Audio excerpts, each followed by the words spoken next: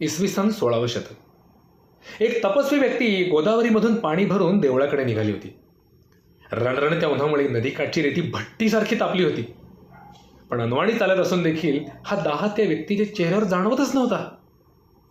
इतक्यात त्या व्यक्तीच्या कानावर एका कळवळून रडणाऱ्या लहान मुलाचा आवाज पडला. हा आवाज कुठून येतो याचा कानोसा घेताच बघतात तो काय, रणरणत्या उन्हात एक लहान मूल पायांना चटके सहन न झाल्यामुळे धाय मोकलून रडत होतं. ते दृश्य दिसलं मात्र या साधकाने तीरासारखी त्या लेकराकडे धाव घेतली आणि त्याला कडेवर उचलून घेतलं. कमंडलूमधल्या गार पाण्याने त्याचे पाय धुतले. अहो विटाळ स्पर्शबंदी असल्या असंख्य अनिष्ट प्रथांचं पेव माजलेल्या त्या काळात हे पोर कुणाचं असेल, कुठल्या वर्णाचं असेल आणि आपल्या सोवळ्या साधनेचं फलित हे त्यामुळे क्षणात नष्ट झालं असंही म्हणणारा समाज आजूबाजूला आहे, याची कसलीही तमा न बाळगता त्या साधकाला जाणवत होती केवळ त्या पोराची असहाय्यता आणि त्याच्या रडण्यातली अर्थता. मित्रांनो, या कथेमधील ही तपस्वी व्यक्ती म्हणजे अर्थातच संत श्रेष्ठ एकनाथ महाराज. पण मग सावरकरांच्या विचारांमधला हिंदू या मी निवडलेल्या विषयाचा या कथेशी काय बरं संबंध? कारण श्रोते हो, तुरुंगवासाचे भीषण चटके एका तपस्व्याप्रमाणे सोसणाऱ्या वीर सावरकरांचं हृदय रत्नागिरीतील गजांत पलीकडच्या ज्या लेकरांच्या आर्त किंकाळांमुळे विकल होत होतं ते लेकरू म्हणजेच सावरकरांच्या नजरेतला हिंदू समाज. होऊनी विठोबाचा दास करी आस दुजियाची. संत एकनाथांच्या या उक्तीनुसार आपलं 14 वर्षांचं तप पणाला लागलं तरी चालेल, पण या लेकराचं दुःख निवारण झालं पाहिजे या अपार करुणेने जेव्हा त्यांनी या समाजरूपी बालकाला उचलून घेण्याचं ठरवलं.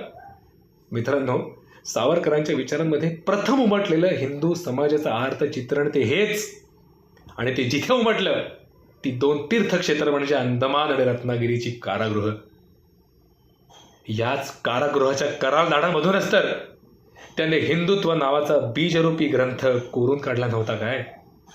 आज सिंधू पर्यंत यस्य भारत भूमिका पितृभू पुण्यभूश्चैव सवय हिंदू रीती स्मृता. सिंधू नदी पासून ते सिंधू सागरापर्यंत या खंडप्राय भूमीला जो पितृभू आणि पुण्यभू मानतो तोच म्हणजे सावरकरांच्या विचारांमधला हिंदू. पण सावरकरांच्या विचारांमधला हा हिंदू हा एकटा नव्हता, तर तो होता कोट्यावधीच्या संख्येत असून सुद्धा विखुरला गेलेला आणि स्वसामर्थ्याचं विस्मरण झाल्यामुळे निश्चित पडलेल्या एका अजस्त्र शेळेसमान असलेला समाज.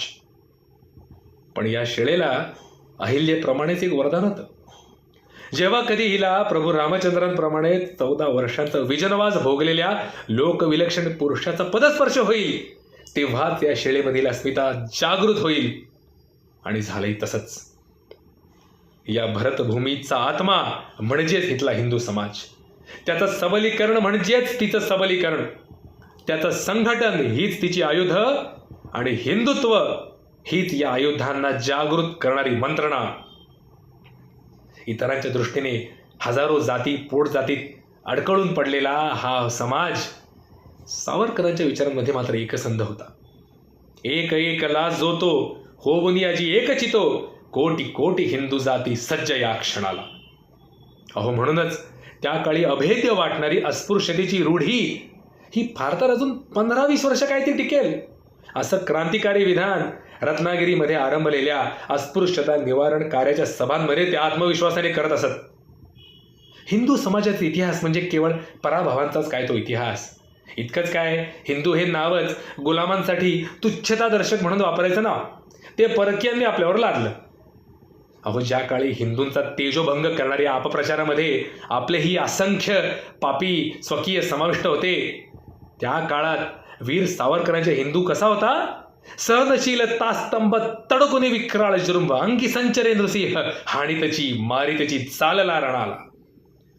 शक कुशाण यवन हूण अरब अफगाण तारतार मोंगल अशी तब्बल 2000 वर्ष ज्या समाजावर आक्रमणाच्या लाटा आल्या आणि तरीही शालिवाहन पुष्यमित्र यशोधर्मा आणि पुढे बाप्पा रावळ राणा हमीर हरिहर प्रताप आणि अर्थातच शिवछत्रपती यांच्या रूपाने ज्या चेतनेने या प्रलयंकरी आक्रमणांना मागे सारलं त्या हिंदू चेतनेचा वन्ही क्षीण झाला असला तरीही तो धुमसतोय. आणि ज्या क्षात्र सूक्तानेच तो पुन्हा धडाडून पेटणार ते क्षात्र सूक्त म्हणजेच हिंदुत्व. हे ज्याला गवसलं त्या तत्वरशी सावरकरांच्या विचारांमधला हिंदू म्हणत होता, आजवरी छळ करसी तो तू आजी हरसी दुःशासन कशपुकंस गणिन मी कुणाला. प्रथमतः हिंदूंचं दुःख निवारण, मग हिंदू जागरण, हिंदू संघटन आणि हिंदूंचं सबलीकरण, हीच तर होती सावरकरी विचारांमधील हिंदू समाज साकारण्याची चतुसूत्री. पण त्यांच्या विचारांमधला हिंदू हा केवळ गतकाळाच्या वैभवाचं वृथा स्वप्नरंजन करणारा नव्हता, तर भविष्याभिमुख, विज्ञाननिष्ठ आणि विवेकी असा प्रगत मानव देखील होता.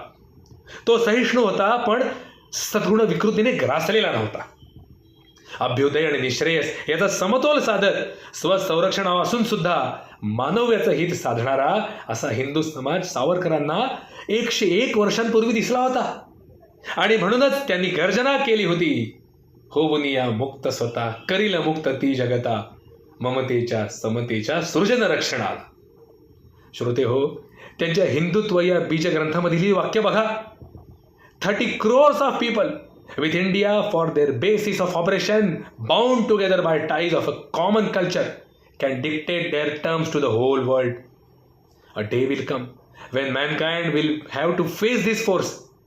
Equally certain it is that whenever the Hindus come to dictate terms to the whole world, those terms cannot be very different from the terms which Gita dictates or Buddha lays down.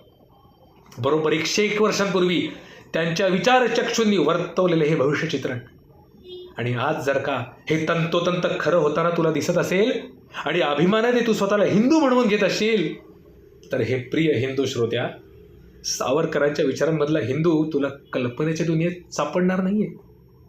कारण तो हिंदू तू स्वतःचेस. वीर विनायक दामोदर सावरकर की जय. वंदे मातरम.